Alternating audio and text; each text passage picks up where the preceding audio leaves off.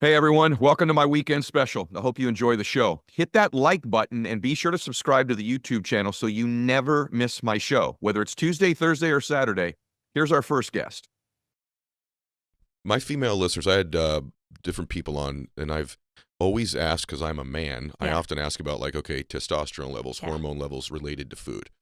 And I had Dr. Lane Norton on recently, and I had asked him, hey, how do you feel about exogenous testosterone? And a lot of my female listeners, which is more of my audience than men, ironically, said, hey, would you please ask somebody about female hormone health on the show? And I'm like, yeah, I should be doing that, shouldn't I, since I have a daughter and a wife and lots of female friends. So is there anything food-wise, particularly if it relates to a woman, that's different than a man, or just in general that you say, here's something you should be doing to optimize your hormone levels? Yeah. I love talking about hormones because that was my journey. I felt like my hormones were imbalanced. I kept thinking, like, well, how am I going to balance my hormones? But what I didn't realize is that this is all about gut health again. Okay, here we go. Okay? Yeah. If you transplant gut bacteria from a male to a female, the female will have testosterone levels similar to the male without ever doing any testes transplant or changing their hormone replacement therapy. Nothing. So whoa, okay. It is coming from the gut. The gut bacteria can make hormones, can help you balance. So there's very good evidence that it, when you have too high estrogen, it kind of stops it. When you have too little, it kind of pumps it out. It is your best way to keep your hormone levels stable as you get older. Poor gut health is one of the biggest reasons that women feel like their hormones are imbalanced. Their, maybe their cycles are off. Their PMS is exaggerated. I actually talk about women should all know what their cycle is. So in today's world, in 2023, it's no secret that a woman has a 28-day cycle. It's still considered like, oh, don't talk about your period. Or like, it's like you have a daughter, you have a wife, you have female friends. Right. So I encourage women to start to learn their cycle, start to learn like, hey, there's a follicular phase for the first 14 days, then there's a luteal phase. And at the end of the luteal phase, that PMS, it's called the late luteal phase. Okay. You need to switch up how you do things. Late luteal phase, your hormones have dropped. It's like a free fall that the hormones just go away. Okay. Well, I'm telling you this so you can help your friends, your colleagues, the people, the women in your life, and the women listening and watching this. So when you're in that phase, switch it up. Switch it up. So you're gonna want to do less stressful activities. So if you like HIIT training, just lay off.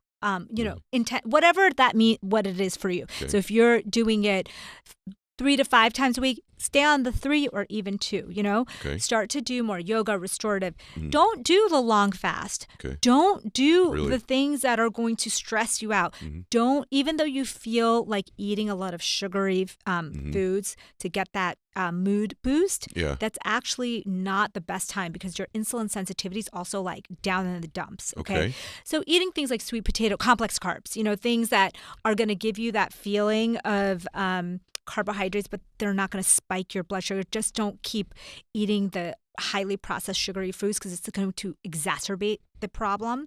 And you're going to get such an insulin spike that you're going to regret it after because people will say, oh, I gained like 10 pounds during my PMS phase. It's because when they feel down, they're trying to replace their serotonin and dopamine with food.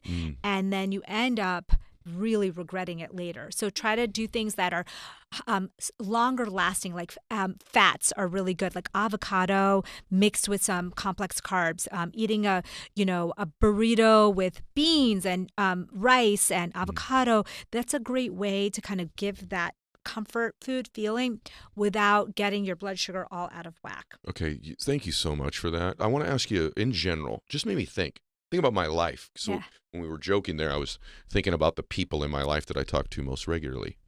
And I'm like, as it relates to gut health, and I'm talking about the type of gut health that's obvious to you.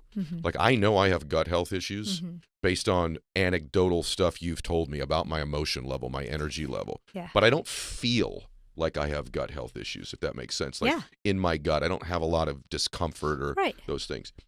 But in my own life, anecdotally, it does seem to me, I'm sure there's been no study on this and it's probably inaccurate, but in general, I would say my female friends mention discomfort in their gut more regularly than the men in my life. Yeah. Has there been any studies about that? And is that just that women are more in touch with their bodies than men, or men think it's okay to be bloated and whatever, and, Right.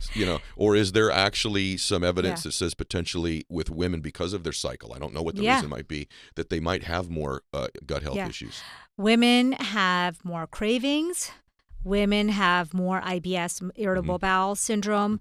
Women have women visit the doctor both because of convention, meaning like it's more, men tend to not visit their doctor even when they have problems, but women have more of these issues, and we're hormonal, gut health, cravings. Like when we looked at the cravings research, first of all, there's not that much research on women in general, but when you look at the cravings research, it's markedly different how much cravings really dictate a woman's life versus a man. It's like double. That's interesting. Yeah. See, I got to tell you, I was talking to a good friend this morning about our wives and their health. And we were both pointing out to one another that our wives, and I think this is just, again, these are overgeneralizations, right? Course. But that women typically put everybody else first and themselves last. Yeah. And so they ignore these issues in their body. They've got to take care of their spouse or their boyfriend or their parents or their children or their grandchildren or whatever it is. And they just sort of push away the discomfort or I think oftentimes like I'll get around to it, but I've got to care for everybody else. And that's why when I bring somebody like you on the show, I hope all the ladies listening to this really take note of it, that you got to sometimes put yourself in the mix. Yeah. And the men listening to this, if you have a woman in your life, ask her how she's feeling. Yeah. And if she's got some of the symptoms of these things with energy or anxiety or depression or lack of dopamine or bloating or just discomfort, like whatever these things are, take care of your lady. You know, make sure she's taking care of herself. And so I'm just really glad that I asked you that, because I wondered, and it turns out it's true. Let's fix some of it for everybody. What is a pre-probiotic? So probiotics is what we talked about, fermented food, probiotic food that has bacteria in it. That's probiotic. Okay. So we now know that eating as much, if you can get 4 servings of probiotics a day, that actually puts you in a category of the healthiest gut bacteria. It actually can happen for you. Okay. All of us, anyone who's watching today, they can start to eat 4 to 6 servings of probiotic foods, which is, the fermented cottage cheese, the yogurt, the kimchi, you can have apple cider vinegar. Okay. So there's a lot of things you can do. Prebiotics, so PRE, prebiotics, they're the food for your gut bacteria. So you and I have different gut bacteria, but we can be equally healthy if we're eating prebiotics. So prebiotics are the fibers in foods, the polyphenols in foods. What about psyllium husk? Yeah, that's a great fiber. Okay. So remember about the 6 foods I was telling you, psyllium husk checks your fiber off for the day. Why does fiber make me feel like I get a triple whammy good with fiber? Yeah. 1, stuff gets moving better. Yeah. Right? 2, I know the difference, but also I feel fuller. I feel like, is there any evidence about that? Psyllium husk actually expands in your gut. There you go. So we have stretch receptors, and when our stretch receptors get activated, leptin, our hormone that makes us feel full, gets sent to the brain. So you're like, oh, I feel fuller. That's why soup and salads and vegetables just are so good for our appetite control, because of these stretch receptors. It's a neurological system. So when you stretch it, it sends signals and it creates hormones that actually help you stay fuller. Fascinating to me. Is this good, guys, or what? Like legit. See, you're hearing stuff here you don't hear every day. What if you're going, I got issues with this. What doctors do know about this? Or is this stuff like, we got to get I'm effing hungry, we got to read the book, we got to take the steps in it. But like, I don't even know who you would call. I mean, I guess, who do you talk to about it? So I'll tell you the truth. The problem is this is a huge opportunity for any company, any entrepreneur, right? Sure is. We said this last time. You're right. And anyone who wants to kind of get into this field, they can, right? But there's no gold standard. There's no test, no pill, nothing right now that you can take. Wouldn't it be awesome to take a lactobacillus cocktail of all these things that are going to boost our dopamine levels? Right now, there is a company that sells the stool pills of athletes. No kidding. So you can get the fecal transplant that you always wanted from your favorite athlete, because, you know, athletes will do anything to get an edge, right? Yeah. What if someone told you, hey, you can eat like an athlete, you can start to think like an athlete, you might start to have better hormone levels like that athlete? Wait a minute. Are you serious? The last time you were here, you educated me and the world about fecal transplants. And I thought, well, that's like 1 in a bazillion. There's no way. Like, that's last ditch emergency effort. I've exhausted all options. But you're saying there's sort of a mini one. Or you're being serious right now? I'm serious. Okay, first, just for definition purposes, a fecal transplant is what? You covered it on the last show, but let's just do 30 seconds on that. So- And you're saying more and more that you could actually get a pill, that you're getting LeBron James Yeah. bacteria in your Yeah. body. Because in LeBron James' stool is 30 to 50% is bacteria in his stool. So the best way for you to transplant his gut into your gut would be to swallow that stool or to have it placed in your gut somehow. I prefer you put it in a pill. But yeah. So a fecal transplant is currently not Approved, allowed by right. the FDA, Yep. right? Because they said it's really life-saving for some people who, you know, just they have this Clostridium difficile. It's a very, very toxic bacteria. So they need a transplant from a healthy donor. So basically what they do is they take stool from a healthy donor, could be your family member, because it's like a blood product. You can, you know, you really can pass anything through it. And they take it and they mix it up, and then they put it back into, like with the like if you've ever gotten a colonoscopy, they basically put it back into your gut, and it basically seeds your whole colon, and now you have a whole new gut bacteria. Whoa. Well, what that does for me is, I know that's new. What it tells me is like this part of medicine or science or nutrition is starting to finally progress. Yeah. That's what's exciting Finally. for me. And the company that's doing this, I mean, it's genius, right? You take really great athletes, with optimal hormone levels, great dopamine levels, you know, very, very fit, and you take their stool, and then you clean, you know, you make sure there's no diseases in there or whatever, and then you put it in a pill, and, you know, would you take it? I don't know. Yeah, I think I would, to be honest with you. I wouldn't, if it was in a pill, Yeah. not the other way said.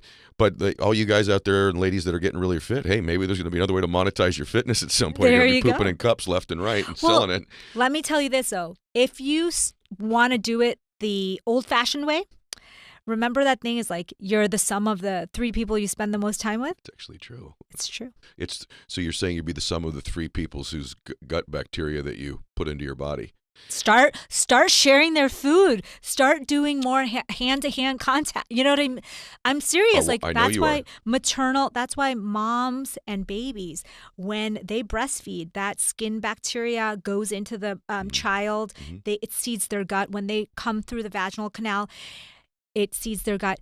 They have found that people that have C-section deliveries, they can tell 30 years later, 40 years later, because there's a difference in their gut bacteria. It's incredible to me. And the last time you were here, in case someone didn't hear it, she did talk often about sharing food with your children. Yeah. And how that's like you shouldn't do it. And she's saying, oh, no, absolutely you should do it because you're sharing that bacteria. So what is a psychobiotic? Okay. This is probably the billion, maybe like, you know, the diet industry is what, $4 billion? This is probably going to be double that. Okay. Psychobiotics is the next phase of mental health. So remember in the beginning, we were talking about how bacteria can make dopamine, and it's much more potent. Yeah, it's great. It can also make serotonin. Okay. It can make GABA. It can make adrenaline. It has the power to change your brain. You can transplant the gut, that bacteria, from one human to another and change their entire mental state. Amazing. Schizophrenia can be cured in that sense. Depression, autism, you name it. So now we're doing abysmally bad in mental health, right? We are going skyrocketing up. What if we started to think about it in a different way? Okay. Maybe we don't just think about it as like a deficiency in a chemical, right? Okay. Maybe we start to think about it as a whole body disease. Like I said, the big picture, the brain, immune system, and gut. And we start from inside out rather than just, you know, giving them a pill. Yeah.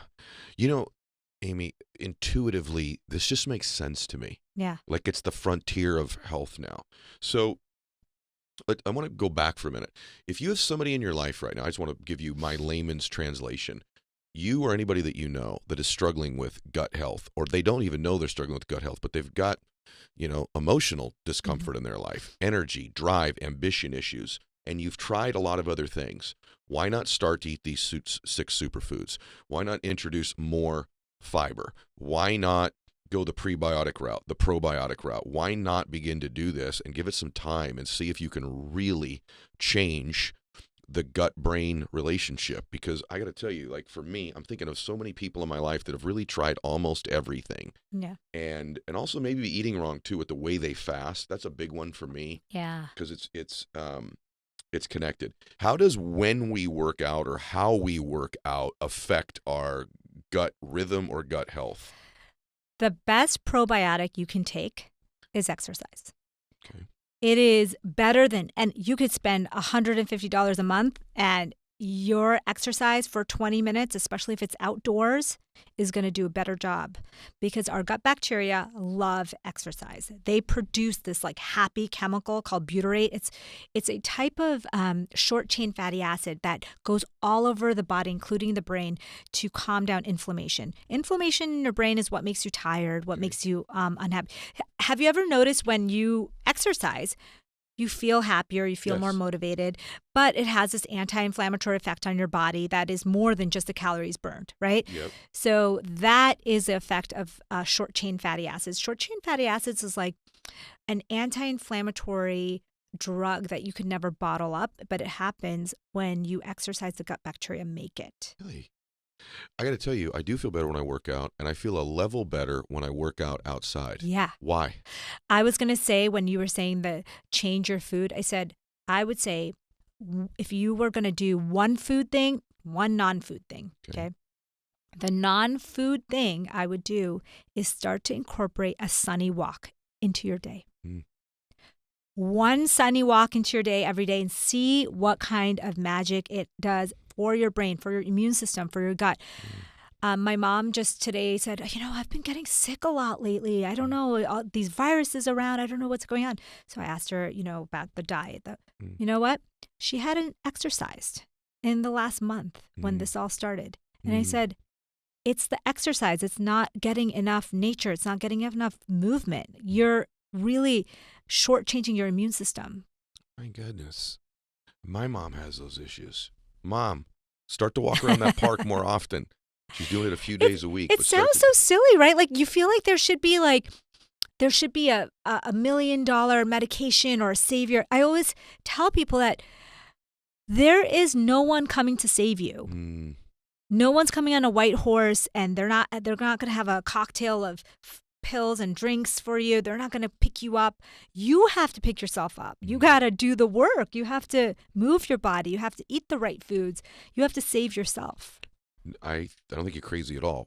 On driving here today, one of my best friends called me. We're both saying to one another, just in a malaise lately. Yeah. And both of us acknowledge that recently, even when we wake up, like there's been mornings recently, more for him than me, but for both of us, where he's like, there's this dread about the day.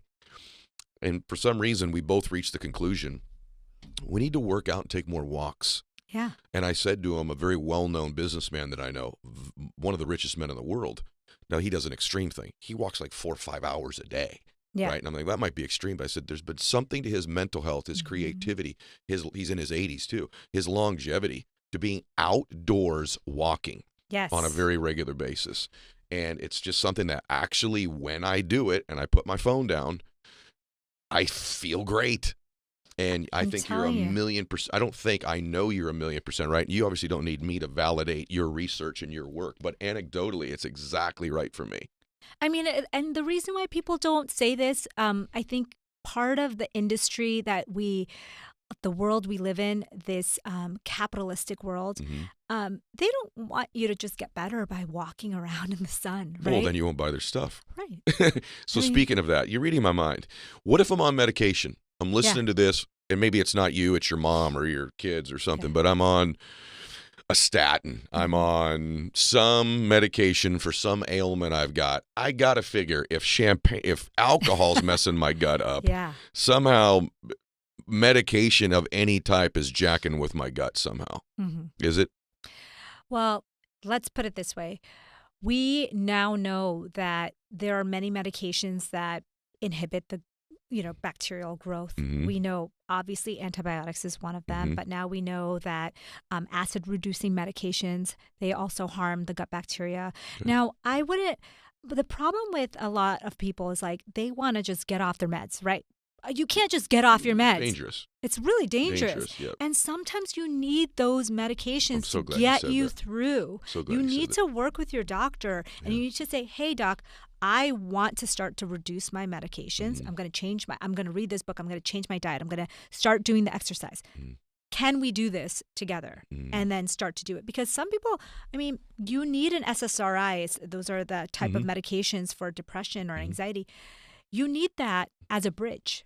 Maybe you're starting to do all that, but you need some time. You yank off right away, you're in the danger zone. Yeah.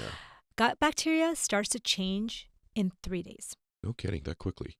A landmark study in Nature, which is like the biggest, it's like the Harvard of research journals, reported a study where they rapidly changed the diet of people. Okay. And they just wanted to see, like, how long does it take to start to see a big change in their microbiome? 3 days. 3 days. Was that good news, everybody? Because a lot of stuff in life takes, forever. I'm sure it's not fixed in 3 days, but it's making progress in 3 days. That's when you start to feel, my cravings are a little different. Yeah, and you know what, everyone? You listen to my show every week. Like, can I just say something to you as someone who loves you and I do the show for you? Do some of this stuff now. Take something we've covered today and implement it. Take at least one of these things. Go get I'm So Effing Hungry. Read it. There's stuff in there that I've changed since the last time Amy was here. And it's, you know what? I think you sometimes have changes and you don't realize, like, I have a lot of energy. Yeah. I'm working harder right now at 51 years old than I have ever worked in my life. And I worked really hard when I was young to go from broke to not broke anymore. And the truth is, I can honestly say this. I don't feel like it. I feel really good. Yeah. Really good. For a dude my age, as hard as I work and travel, I attribute a lot of this stuff to many of the things you've taught me. Like, one just thing for me, like, it was just really simple because I'm a simple person. I'm like, I'm taking a probiotic going forward and I'm starting to eat way more fiber. Yeah. Those two things just for me alone are like, this is a huge difference for me. It's just fiber alone. Like, it seems really simple, but it's been a major game changer for me. So thank you. Just one, you talk about one more. Yep. The power of one more. The thing that I think is so great for people when they hear that, when they read the book, is that you can do one more. If like you said, you can to have one thing that has fiber in the day. Yep. You can take one walk. Right. And the reason I like doing one or two is then if things haven't changed, I know that wasn't the issue. Yeah. It's the next thing, right? And so I'll go to the next thing. What's chrononutrition? Yeah. Chrononutrition is this time-restricted eating in the literature it's called, but we call it circadian fasting. Okay. That's chrononutrition is you are supposed to be eating at certain times of the day. Medications actually work better when taken at certain times of the day. There's a whole... Great point. We never even talk about, when to eat. We always talk about what to eat, right? So there's a whole, there's a clock in every single one of our cells. And if we're not following that clock, you will feel exhausted. You will feel hungry. You will feel the cravings. Have you ever not gotten a good night's of sleep? Are you reading my dadgum mind right now? Because it's about sleep was my next question. Please go. Yeah. Because you talk about this a lot in the book. Yeah. Is sleep and things we can do to sleep better. So the number one reason I wanted you back here for me to answer your question so that you can give the brilliance now is if there is an element to my wellness game that there's still a big hole in, it is sleep. And I think for a lot of people that they don't sleep well. They don't sleep deeply. They don't get into the right brainwave states early enough in sleep or long enough. They're not really resting when they sleep. So heck yeah, I know what it's like not to sleep well. So please fix this for all of us. Well, I have a question for you if you want to share. Sure. What is your sleep like? What's the issue that you usually have? Okay. And then we can use you as an example. Okay. Well, in my case, my heart rate's too high when I sleep. I don't like my resting heart rate. I've been working on that. I would say it's staying asleep. Yeah. So I don't have that hard of a time anymore. I used to have a hard time falling asleep. My mind was racing. I've done things with making the room cooler, making it very dark in the room, trying not to eat for a while before. But for me, it's staying asleep. I wake up a lot in the middle of the night. Yeah. And then when I wake up, getting back into any type of deep sleep, I find, once I'm up, it feels like very surface sleep to me. What are the hours that you wake up usually? A lot. So I would say I'm also a 50-year-old man, so every once in a while we have to get up and pee in the middle of the night. But I would say that I probably get up. It's monitored. I have one of those Oura rings, so it tells me. I'd say I'm up every 90 minutes or so, maybe every 2 hours, best case scenario. So I'm glad you did the sleep hygiene thing because, and that's what you were saying, the blackout curtains, you keep the room cold, you start to not eat. But the other thing about it, and you didn't mention this part, is the blue light. Are you getting a lot of blue light or looking at your phone, looking at your computer, activating? So when you have an activating charged conversation, email, phone call, right before bed, what you're telling your brain is that there's a threat.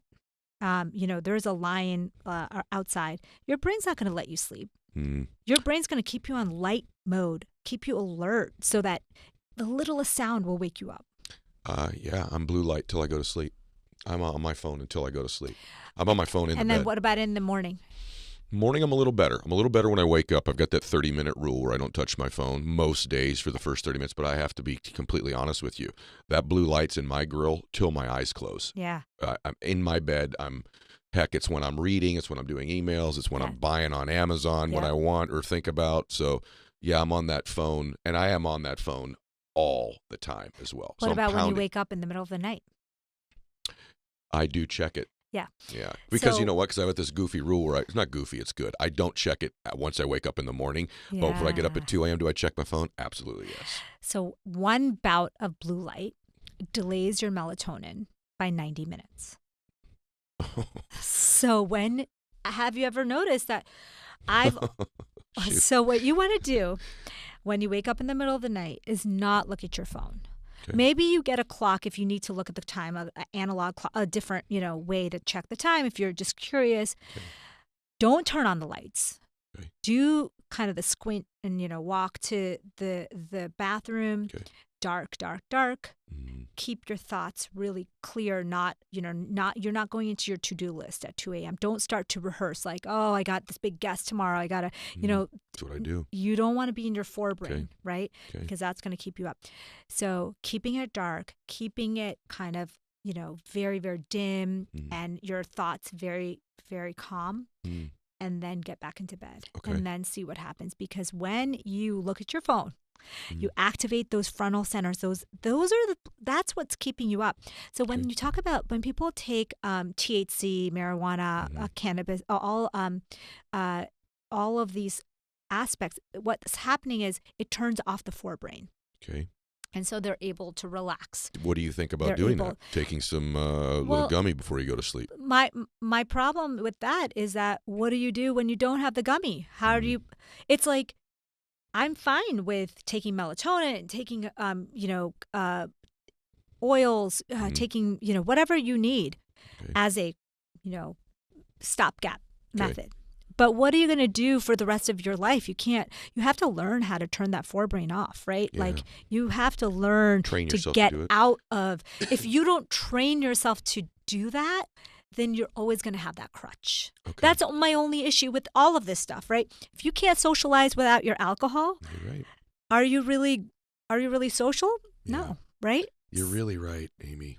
That's my deal. It's the blue light for me. Yeah. For some people, it's the room's not dark enough or cold enough or whatever. It's the cortisol. Also, I don't know about you, but I have a high stress life. You go to bed stressed. You wake up in the middle of the night because you have a little bump of your cortisol in the middle of the night.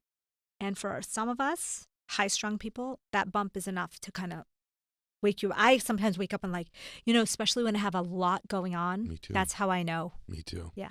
I love your work. Okay. 2 more questions. Yeah. I want to go 4 hours, but we can't. So, water, hydration Yes. as it relates to gut health and Yes. wellness. And like, there's this thing, drink a gallon of water a day. Yeah. Does your, how big you are calibrate in that? Like, I don't know, you probably weigh 105 pounds or Yeah. something like that. Yep. I weigh 210 pounds. Are we supposed to drink the same amount of water, or is there some ratio there that matters? It's ridiculous, right? This Okay. whole it's what we call bro science. Yeah. Drink 8 glasses of water a day. There's no study. I was even surprised because I thought, how could there be no study saying that you should be drinking 8 glasses of water? No study. This is just I don't even know how it came about. Basically, if you talk to any kidney specialist, blood specialist, we are trying to prevent dehydration. So you just tell people, drink before you get thirsty, because if you're getting thirsty, it's already a sign that you're starting to get dehydrated, right? Okay.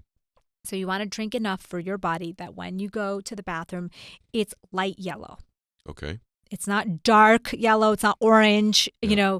It is. There shouldn't be an odor from it. Am I right about Yeah, that? I mean, sometimes certain foods like asparagus, Sure, asparagus, right, okay. Odor makes that odor. But really, when you're drinking water, even a little bit of dehydration can make you hungry, can make you crave, can make you tired. So you really want to stay on top of that hydration. So for you, it may be a gallon, but for me, that might be a half a gallon. Okay, so you're one of the fittest people that's ever been on my show, and you're telling me you don't drink a gallon of water a day because of your body size. You don't drink that much. I drink to thirst. Like I drink before I get thirsty.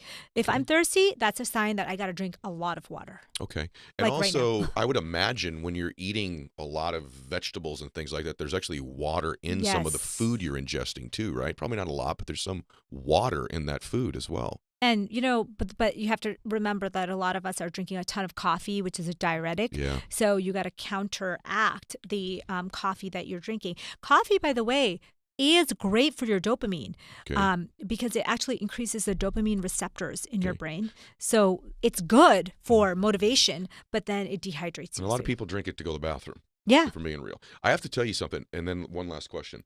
As I started to eat more the way your book recommends, this is a really weird thing. I crave and dislike coffee more. I don't know what it is, but like I can't even drink a full cup of coffee anymore, whereas I'm like a coffee addict. Now, I don't know what it is. I think it's because all my stuff, my pipes are working really good without it. Right. That I don't really drink that much coffee. And I didn't mind. No one's ever told me it's bad to drink coffee. But like I frankly crave less of it. And when I made my coffee, I wanted like lots of Splenda or sugar or something in it. And again, I think my gut health has improved to the point where I don't have the craving for sugar so early in my day. And that distinction you made between craving and health is huge. You wanted to say something, I could tell. I was going to say that I'm sure you say this. Motivation follows action, right? For gut health, that's true because you start to make the changes and then those bacteria start to motivate you. I don't know what it is with you and I today, but like you're right where I'm going. Like, thank you. So my last question is, you say this in the book, that the way you think can affect your gut health. So there's your gut health can affect the way you think, but also the way you think can affect your gut health. That part, you're pushing my ability to understand. So finish with that. How, because I'm a mindset guy, as you said, to some extent. How does how we think impact our gut health, and what should we be thinking to impact it the right way? Well, that's why I said we're missing the big picture, because that brain has so much power to create change in your body. We know our brain has the power to heal us, to make us happy, to make us a better people, right? They have seen studies already, human studies, where you take someone who's generally a happy-go-lucky, like they rated their well-being as high. They have different gut bacteria. Crazy. It's crazy. Than people who generally rate themselves as kind of more negative people, right? So what you think can change your gut bacteria. That blows my mind. By the way, I should have great gut bacteria then, Yeah. because I think the right stuff most of the time. I'd like to think that I do. That should be more motivation to, hang out with the right people, think the right things, look at the right social media sites, because your brain has so much power. I'm so glad you just said that. And I'm really glad you came back on the show. I think you're one of the most interesting people, and this is one of the most interesting topics. And I told you, I was really glad the last time you were on that everybody seemed to agree. Yeah. Because I do think it's so important. And there's a part of me that thought, oh, okay, we're going to talk about stomach and gut. And no, everyone was like, oh my gosh, this is incredible. And I think today was even better. I hope so. So I think you're remarkable. And thank you for all my gifts today, by the way, too. I'm so honored to be on your show because I'm such a huge fan of your work. Thank you. And you. Thank you. Well, you know that that's extremely mutual. And you're going to come on again. It's going to happen again. So. Everybody, by the way, just first off, very clearly, I want to express to you my gratitude and thank you. Thank you. And thank you for your work, and keep doing it because it's changing and saving lives. It just really is. Guys, this is why I do the show right here. It's days like today. Like, I know we did really good stuff for all of you today. And the reason certainly isn't me. It's Dr. Shah. So please go get her book. I'm so effing hungry. Depending on when you hear this, it might be on pre-order. It might be already out. Doesn't matter. Go to Amazon, grab a copy, or get one in advance. And let's make this thing a bestseller, because the more people that know this stuff, the more people are going to live happier, longer, more fulfilling lives. All right, welcome back to the show, everybody. Today is going to be one of those shows that you're going to learn a ton about your gut and your mind and your happiness level and your overall well-being in ways probably that you never have before. And so I specifically invited Dr. Amy Shah to be here today, who, by the way, is the author of I'm So Effing Tired, which you should go grab right away. But I asked her to come here today because this is a topic I want to understand more, because I've actually been struggling with it a little bit, frankly, myself. So welcome to the show. Thanks so much for having me. And it was a difficult journey to get here, flying in. I'm here. And I'm happy. I got to use some of the mind-gut connection tools that we'll talk about. Okay, let's get into these tools. So the first thing is, I was sort of surprised because I didn't realize this. You say that the gut has an impact on our mind, and even as far as depression and mental health, mental well-being. I did not know that.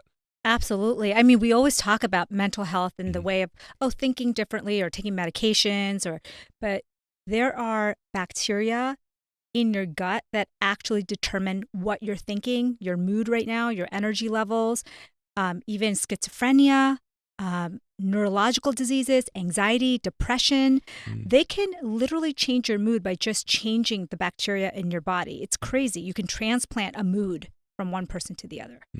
We're going to talk about fecal transplant later, because I didn't even know what the term meant until I prepared for the interview today. But let's stay there for a second. So you're telling me that, because by the way, people that are listening to this or watching this, oftentimes are having these emotions and these feelings that potentially they think are triggered by their environment, external environment. Yeah. Someone cut me off on the freeway, or I didn't get a promotion, or, I got a negative comment on social media. You're saying, maybe that's what it is, but it can actually be the bacteria in our gut that is actually signaling our emotions. How does that actually physically work? There are at least four different ways we know that the gut actually signals to the brain what we should be feeling at any particular moment. Okay. It produces serotonin. It produces dopamine. I mean, these are the things that we think about are produced only in our brain, but actually 90% of it is produced in our gut.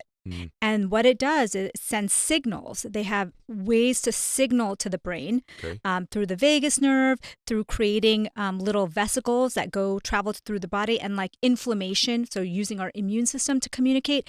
So when you're trying to think about, I'm anxious, or I'm not feeling well, I'm not focused, or I feel tired, one of the things you should do is start to think about how you could improve that gut bacteria, because there's a direct correlation. I mean, there's a bacteria called Akkermansia, and it actually has been shown to reverse neurological diseases because it produces this vitamin B3. Who knew that bacteria produce vitamins in our body, right? Okay. And this bacteria, this B3 nicotinamide, goes to our brain and actually can help with the myelin sheaths on our axons in our brain. So it's like protecting those sheaths is so important as we age with dementia and with things like ALS and autism and neurological diseases. So this stuff is like blowing open the entire world of how we think about our mindset and mood, and even like how we do work, because we've been basically ignoring this data for so long. So we're on the track of killing these bacteria and stripping their functions. So basically, we're working with a fraction of the bacteria we should be having. So this is so important for those of you listening to this, because most of my audience is pretty health conscious. Yeah. Try to eat right, train, they read the good books, they listen to me, they do those other things. You use the term "who knew," so I'm going to lay a foundation for that. Who does know, and how long have we known? So you said we've been ignoring the data for a while, but my sense is, and this isn't the first time that I've had these thoughts or conversations, but obviously to the depth that you and I are going to go today. How new is this thinking? How new is this space that you're in?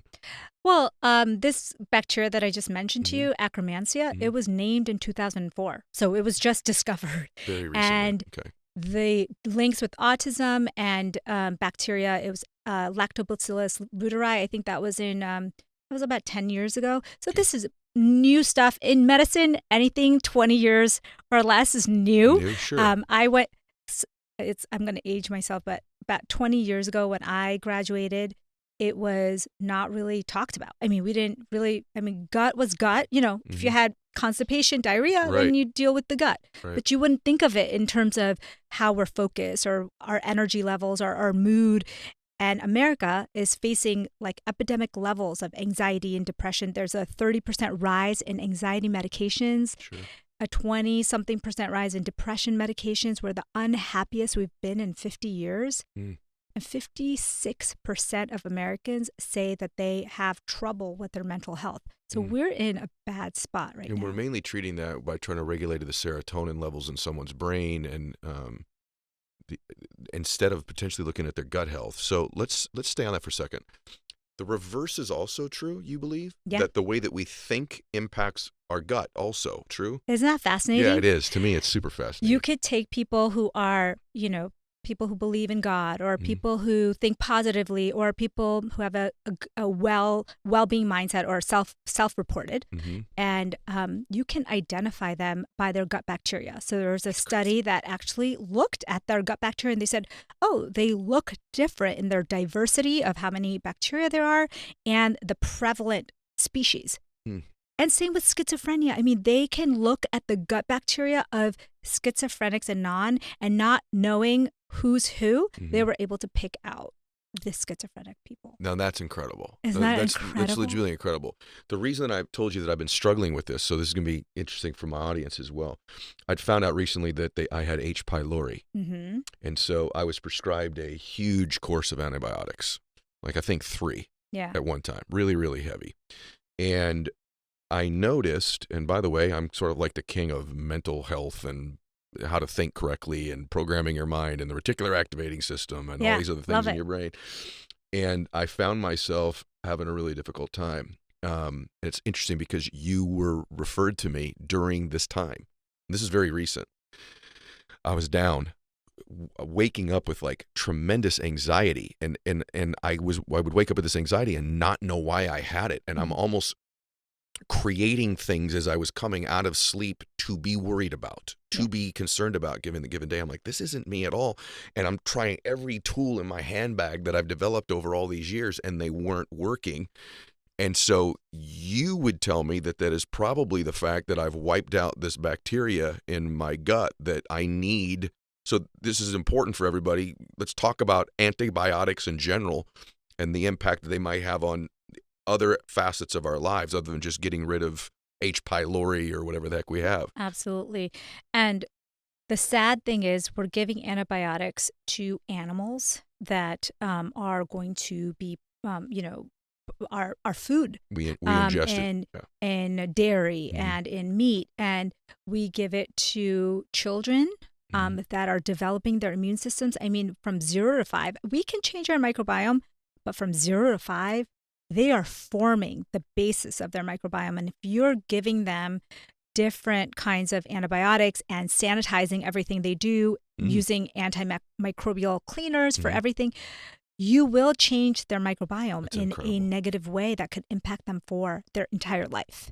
And so that's food for thought for us in the last 2 years. I mean, what damage have we done to our future population? Because we can recover somewhat, but when you're forming that 0 to 5, that's like the key time that you don't really want to be giving a ton of antibiotics during that time. Yet we give it out like, still in medicine, it's pretty much given out to every single child. It's also given out to adults a lot too, though, right? Yeah. So what's your opinion about that? Should we be prescribing antibiotics? And if someone listening to this is, let's just be honest, probably in the last year or two, a lot of people listening to this were prescribed antibiotics for something, right? So what would you say to them?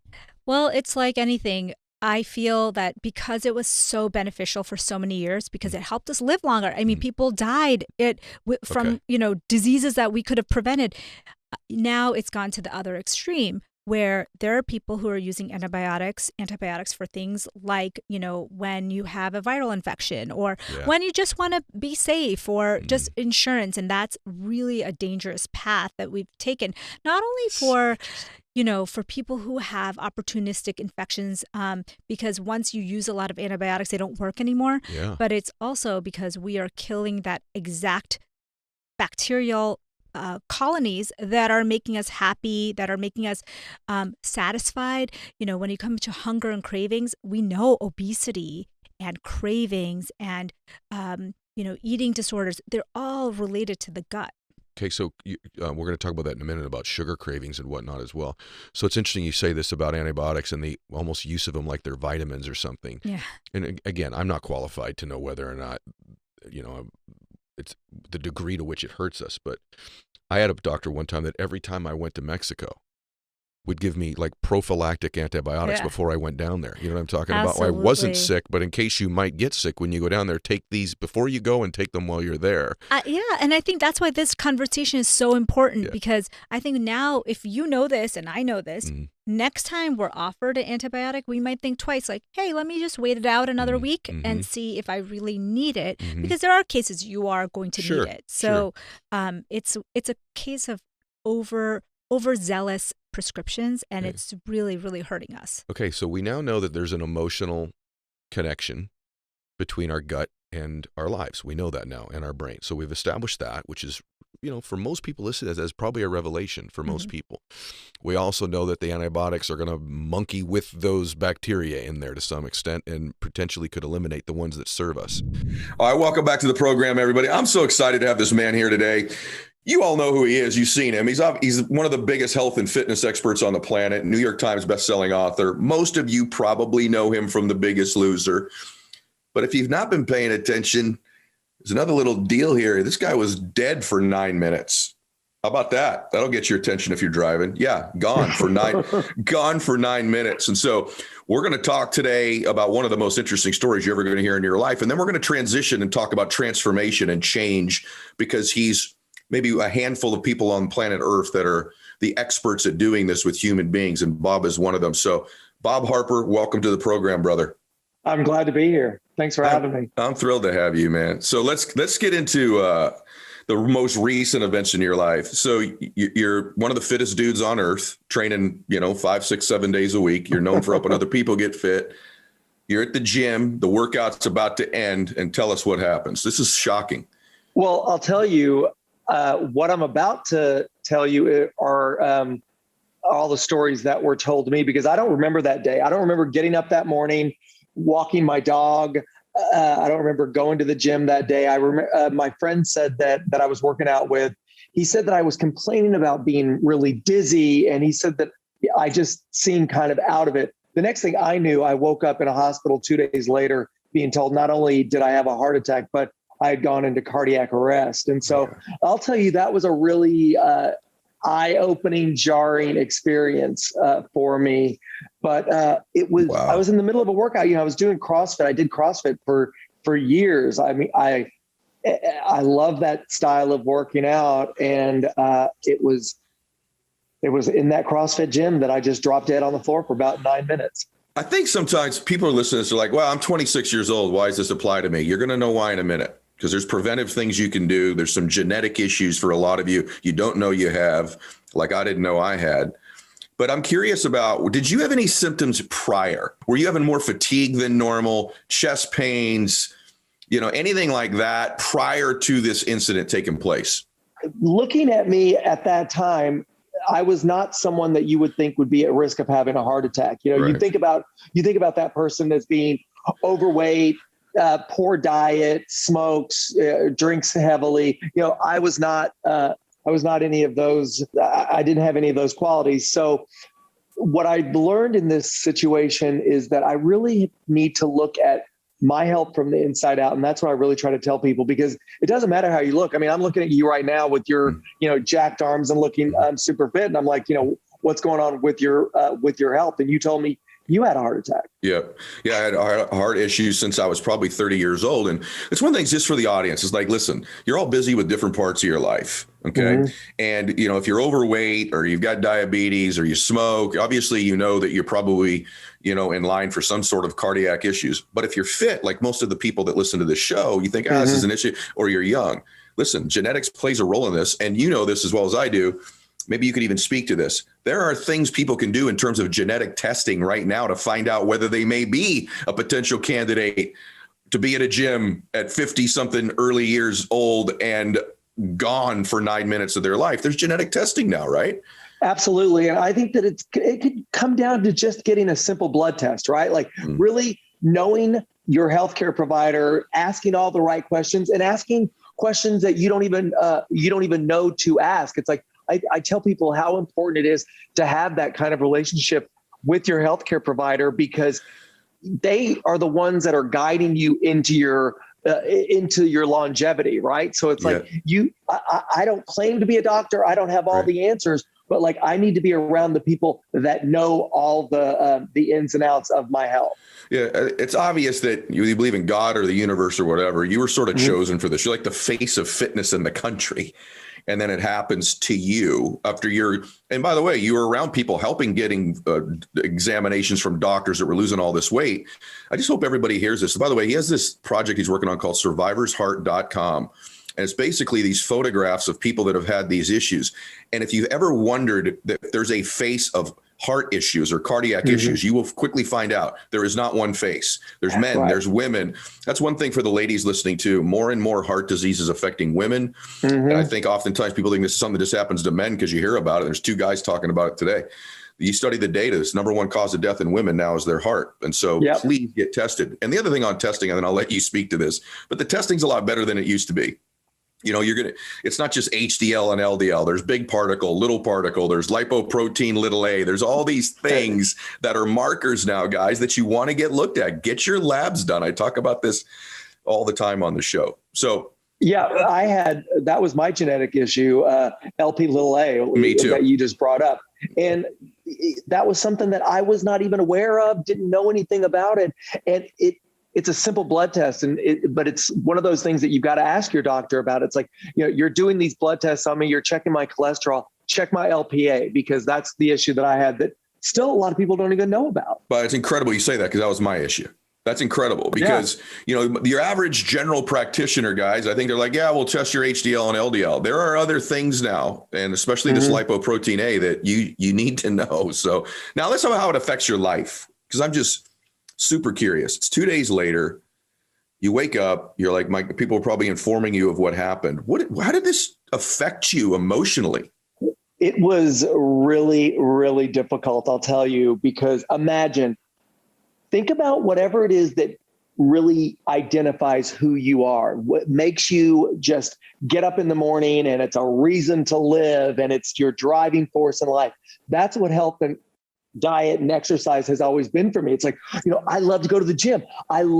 That's my community. It's like where I go and it's my stress reliever. Now put in the most horrific thing that has ever happened to me in that situation. So what happened for me is just dealing with PTSD. Like, am I going to have another heart attack? The fear that I had as I'm walking around, I was afraid to be alone. Like I could not be alone, because if I would have been alone when I had this heart attack, I wouldn't be here talking to you right now. People say, oh, you were able to recover because you were so fit and so healthy. I'm like, no, I'm here today talking to you because there was someone in the gym that day that knew how to perform CPR, that was aware of an AED, that had the persistence, because the AED wasn't working on me because I had already flatlined, and like an AED won't work unless there's some sort of electric current going on with your heart. And so this man, this doctor, who was not even a member of the gym, he was at an event that day.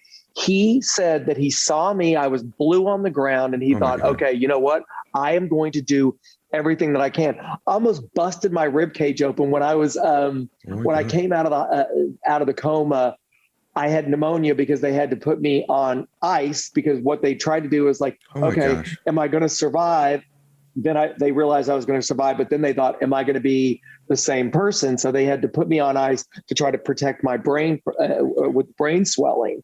And so, it was really a challenging experience. And what I would gather during this time was all the people around me, they were very interested in my physical well-being and my physical health, which was absolutely what they needed to do. But it was the emotional turmoil that I was going through too. It was like, who am I if I am not the fitness guy, right? Who am I who is this new person? And I had to find a completely new normal. And it was super challenging. They use the AEDs on you multiple times, which is, I'm just picturing this beautiful soul watching, picturing you, you're fit. For some reason, the visual for me really affects me. Just picturing you there and them kind of get you back and the CPR. And there's another part of me, Bob, I'm just thinking this was sort of destined to some way to be someone. You had the combination of your notoriety already.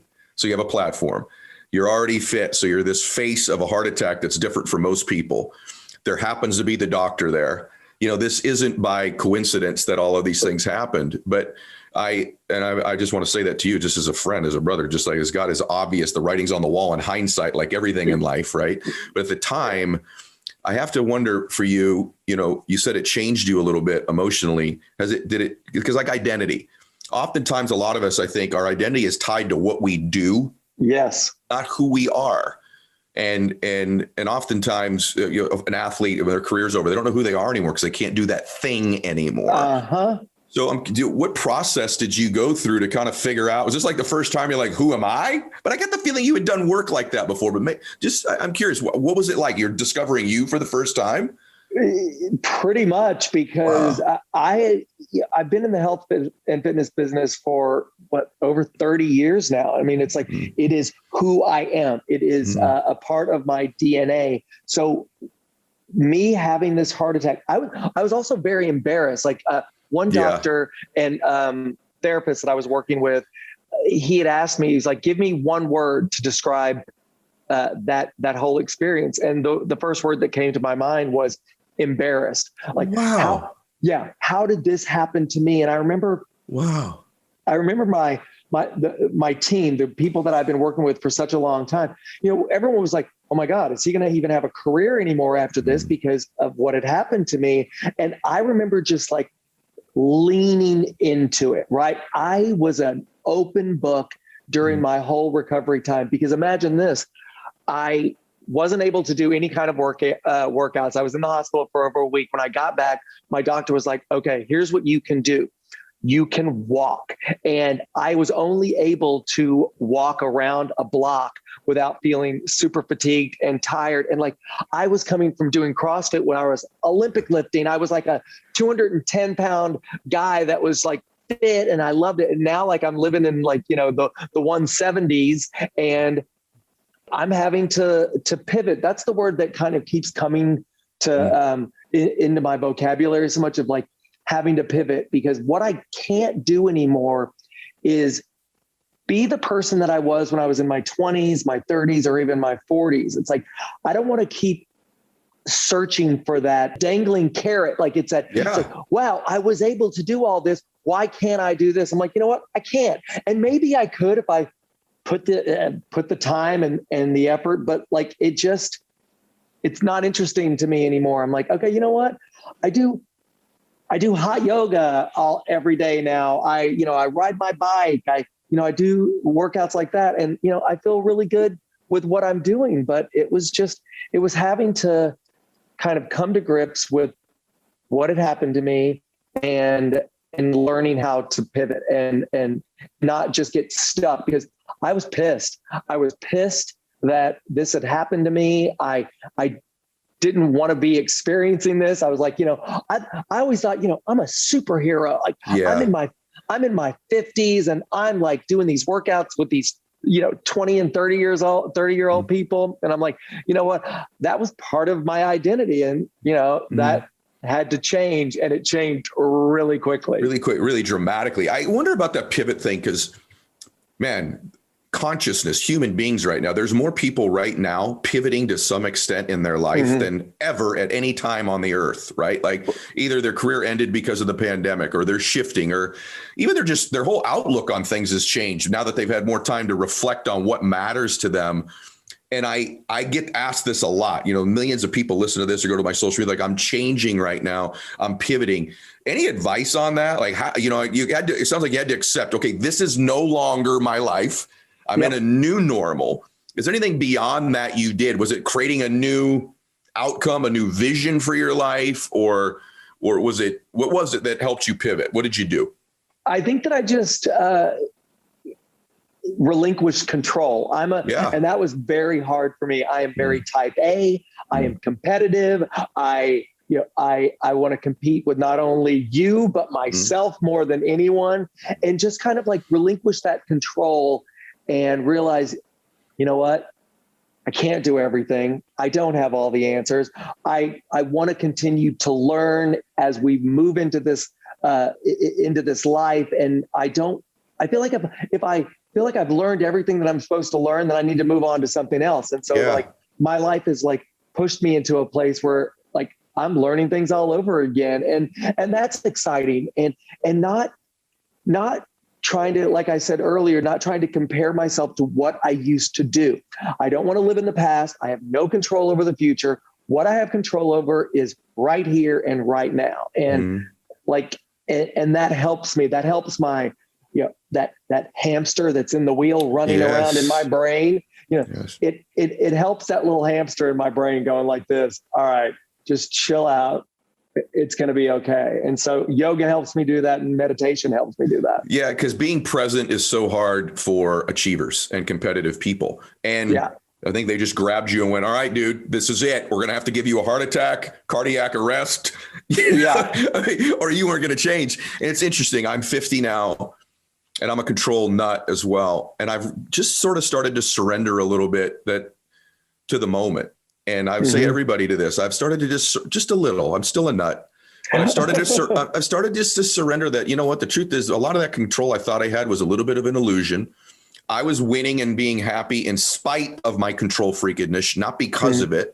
And here's the gift. And you just said it. I'm learning a lot more when I'm not trying to control everything.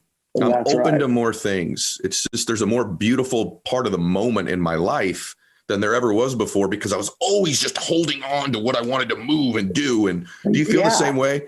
Yeah, absolutely. It's like, it's that white knuckle feeling, right? I'm just like, I'm sitting there going like this, I can do this, whatever this is, or whatever it is, I can do it, and I'm going to figure it out. And there's always been this like little phrase that my friends say about me. It's like, Bob will actually cut his nose off to spite his face. And so it's like, having that, just that obsessive type thinking, and what I really try to do. And it's something that I practice all the time. It's not easy.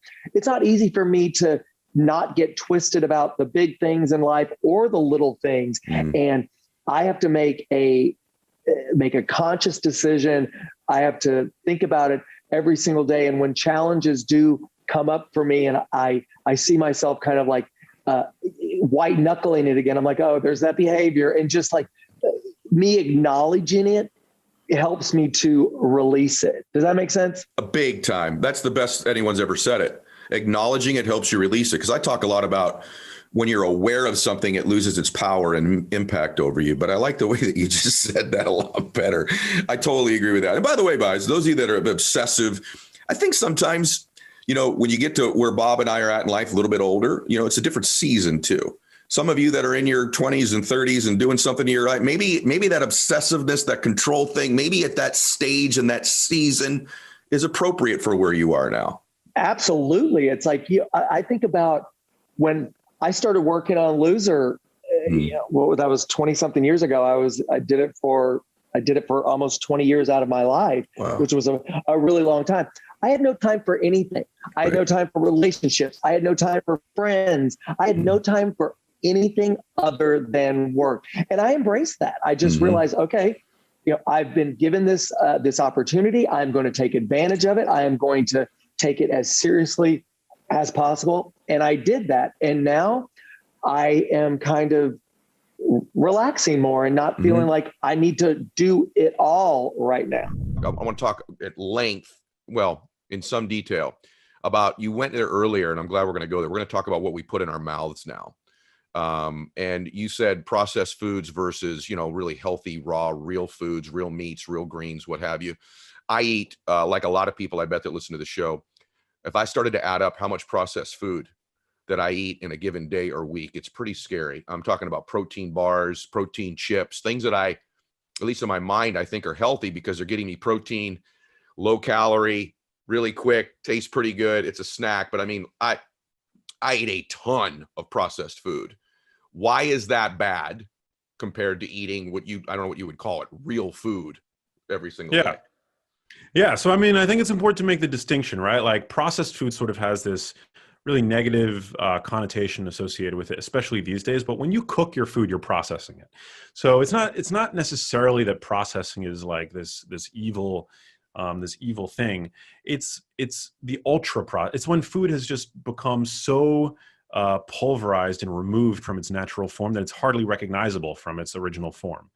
When you take a steak or something, or a piece of like raw meat, and you cook it in your pan, you're processing it. When you put, whole foods in a blender, you're processing that food. The problem with ultra processing, which is what, the food industry does, is it creates foods that are what food scientists refer to as hyper palatable. It becomes really difficult to moderate your consumption of those foods. These foods are designed to be overconsumed. And by the time you've reached satiety when eating these foods, you've already overconsumed them. You've already... Wow. Yeah. They've shown this actually recently. There was a National Institutes of Health study led by an obesity researcher named Kevin Hall. You can look up the study, that found that when people were given an ultra processed diet to consume ad libitum, meaning like you were able to eat whatever you wanted until you reached a point of satiety, they ended up eating a 500 calorie surplus every single day. Wow. When just eating to feel full, which is something that every human being wants to feel, right? When eating food, I mean, it's like, it's a privilege and great thing to be able to feel full. And it's something that we all want when we're eating. In the crossover trial, what they then did was that they gave these same subjects access to a minimally processed diet and to the same degree of satiety. So eating also until they were full and satiated.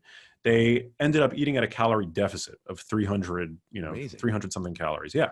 So, I mean, that ultra processed food diet, which, by the way, today is how most people are eating most of the time. 60% of the calories that we consume today come from ultra processed foods. That right there explains the obesity epidemic.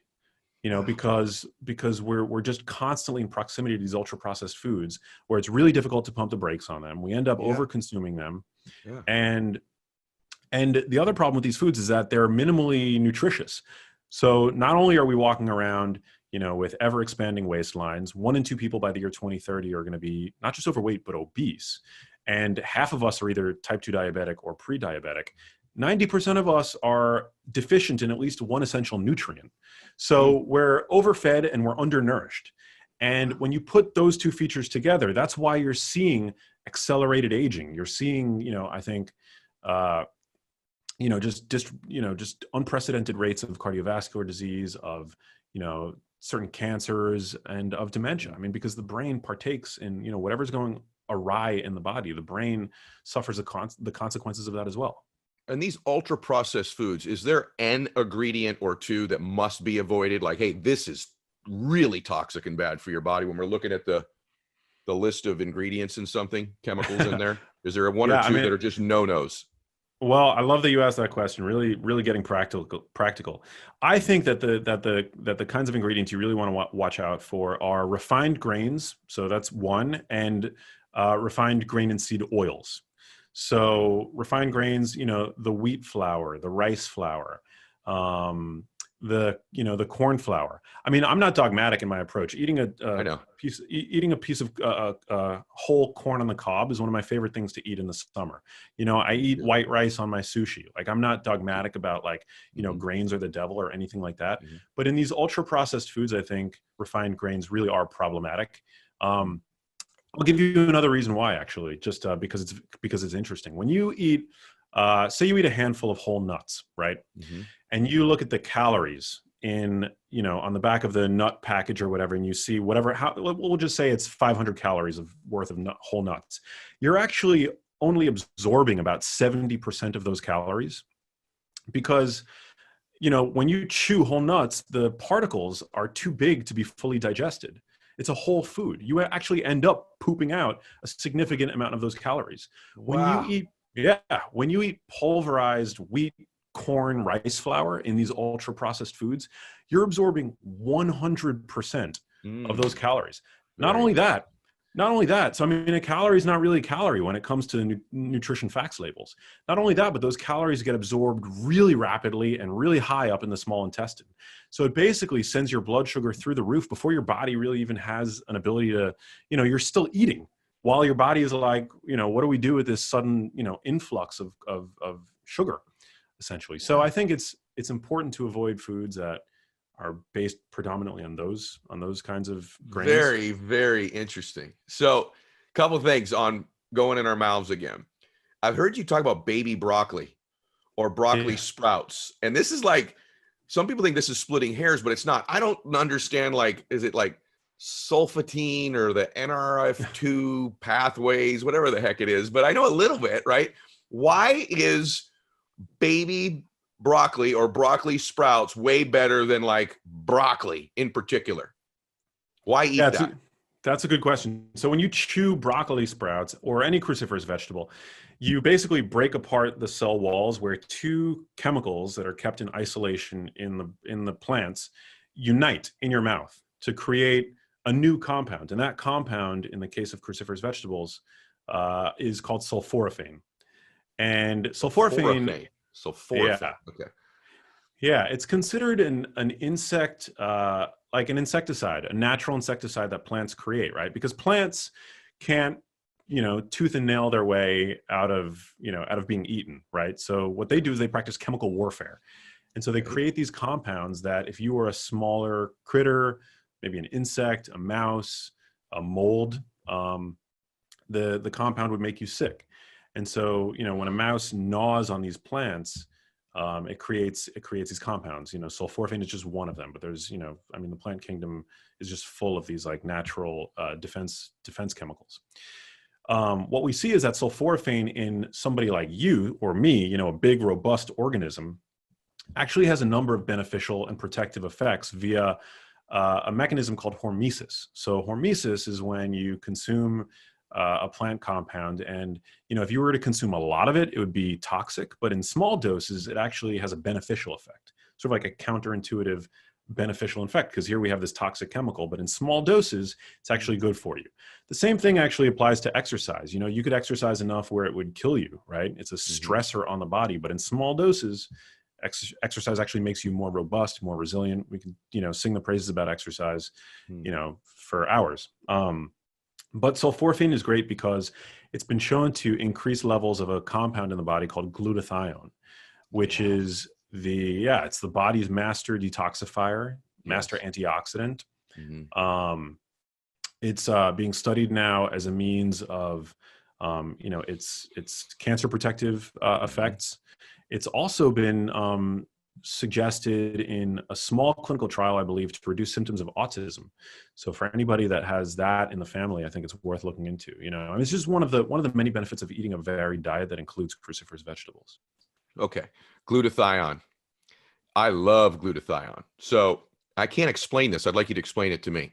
So I haven't done it in a while just because of COVID, but with all my traveling and I get depleted, I do IV therapy, even just sometime to get hydrated. I'll take IV hydration. One, I'd like your opinion on that. Actually, two, what's your opinion on that? Am I just peeing it all out or does it help? But here's what I know. When they put glutathione in my IV, something amazing happens to my body. There's a calming effect.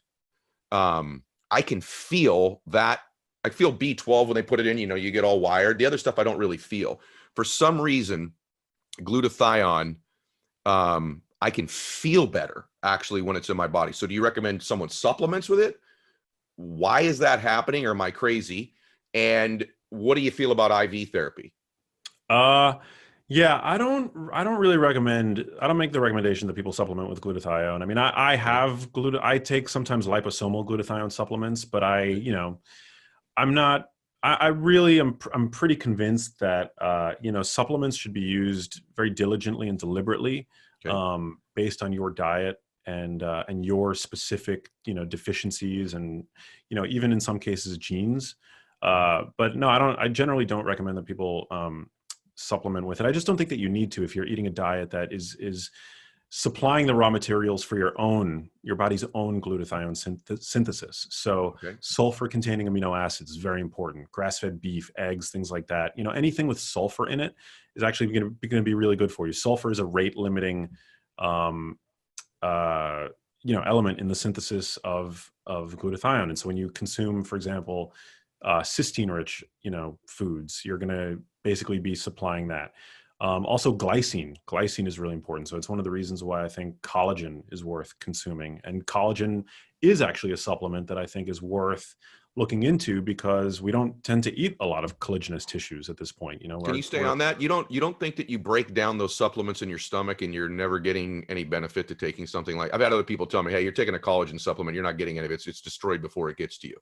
Yeah, you do break it down. So it's not a one-to-one, it's not like you consume collagen and it becomes collagen in your joints. Yeah. But you are increasing your supply of glycine, which we don't consume enough of. Your average person consumes about 2 grams of glycine every single day. And you create in your body another 2 grams of glycine. And that is why glycine is actually not considered an essential amino acid, because we create it to some degree. But I don't think that we create enough for optimal health, especially today when we consume lots of muscle meat. And the reason for that is, so there have been research calculations that speculate that we need about 15 grams of, it depends on, your weight and what you're eating, but about 15 grams of glycine a day. And that our needs for glycine increase with higher consumption of another amino acid, methionine, which is more present in muscle meat. And we use glycine to create collagen. So by not consuming adequate glycine, again, we only ingest about 2 grams of it every single day.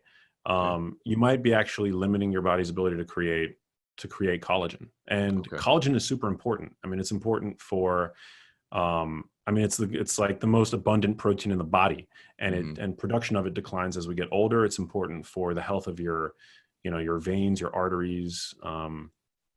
So yeah, it's one of those things that I think if you're not eating collagenous tissue in animal products, I think it's worth supplementing with. Okay.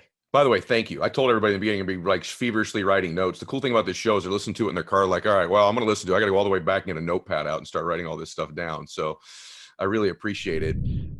Blue and yellow light. Would you talk about that a minute when you're talking about, getting eyes closed and getting to sleep? The impacts.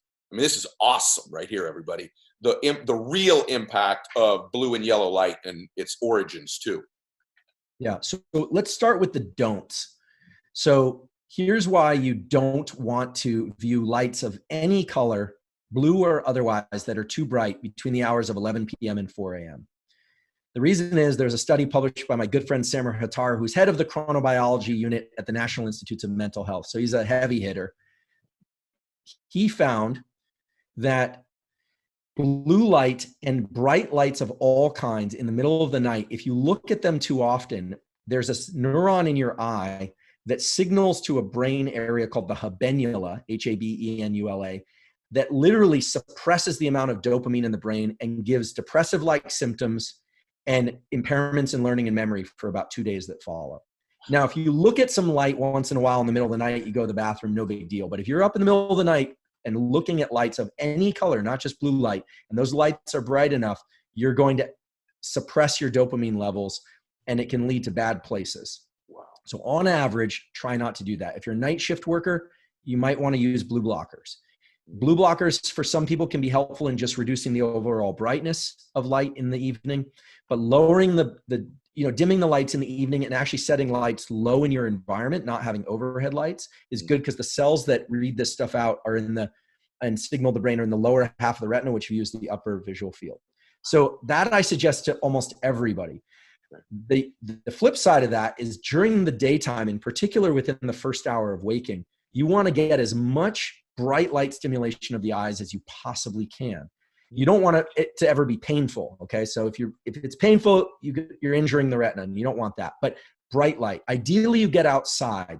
Through a window, you're only going to get about 1,000, what's called about 1,000 lux, which is a measure of intensity of light. Outside, it's about 50,000. Even on a cloudy day in Boston in winter, you're getting more light through those clouds outside than you are with a bright light inside. And it's very important because early in the day, your brain needs to wake up. Your whole system, your biology needs to wake up. And it does that by releasing cortisol in a bump early in the day. That's a good cortisol release. And it sets a timer so that melatonin, which is the sleepy hormone, comes on about 16 hours later. We know from a lot of studies that if you don't get that bright light during the early part of the day, you get a second cortisol bump at 9 p.m. And that second cortisol bump is very closely associated with anxiety, depression, feelings of kind of low affect later. So the things I'm talking about right now are slow. They're slow acting. They work over the course of days or weeks. And so a lot of times it's like people will stay up late watching a movie till 2 or 3 in the morning. Fine, do that. Enjoy life. Go out dancing. Now no one does that. But right, eventually, when it's safe to do it or whatever your protocol is, enjoy life. But if you're chronically getting a lot of light in the middle of the night and you're not getting a lot of bright light in your eyes early in the day, you're wearing dark sunglasses all day, or you're coming inside and you're not getting that bright light stimulation from sunlight, you're setting yourself up for low affect and mental health issues, and worse, perhaps, or at least just as bad, the habenula, this brain area, has connections to the pancreas. You start disrupting blood sugar rhythms. And people start getting hungry in the middle of the night. It's associated with type 2 diabetes. There's a paper published in the journal Nature last year. So look, these two pieces of brain were designed to see objects, but their first job was to tell the rest of the brain and nervous system and body when to be alert, when to be awake, how to run its digestive system, its immune system. Get that bright light early in the day for just 5-10 minutes. Just go outside and get that bright light. Drag your kids out there. You don't have to do it at sunrise. You don't have to see the sun crossing the horizon, but there's so much data to support these behaviors that I'm talking about. We're talking dozens, if not hundreds of studies supporting this stuff. So good. Totally cost-free, right? None of this involves buying anything, but it does require some discipline. Yeah. Welcome back to the program, everybody. Okay. You ready? You want to live to 200 years old? Did you hear what I just said? Would you like to live to 200 years old? Would you settle for 150? Right? Well, this man doesn't want to settle for 150, doesn't settle for 120. And I've been fascinated with him because we have so many mutual friends.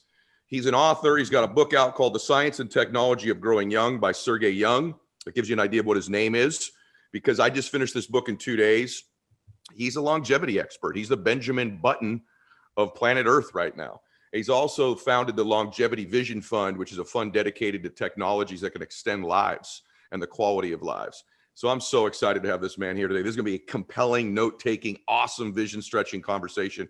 Sergey Young, welcome to the program. Hi, Ed. Hi, everyone. I'm so excited to be here with you today. So am I, brother. All right, so we're going to talk about things that exist now that can help people live longer. Yeah. We'll talk about some things that are on that 10-year horizon, like you like to do, and then some stuff that may be 20, 30 years out. But first off, why do you have this belief? Because average life expectancy now is around 78 years old, somewhere around there. Yeah. What makes you believe that over the next couple decades, people may live to 150 years old, maybe even 200 years old? What gives you hope and belief that that's possible? Yeah. So basically this exponential power of technologies, which finally arrived to this world, like the science, I mean, could have been exist 30, 50 years ago, but like it's just combination of technology and science, which brings us this hope and this desire and finally ability to live longer.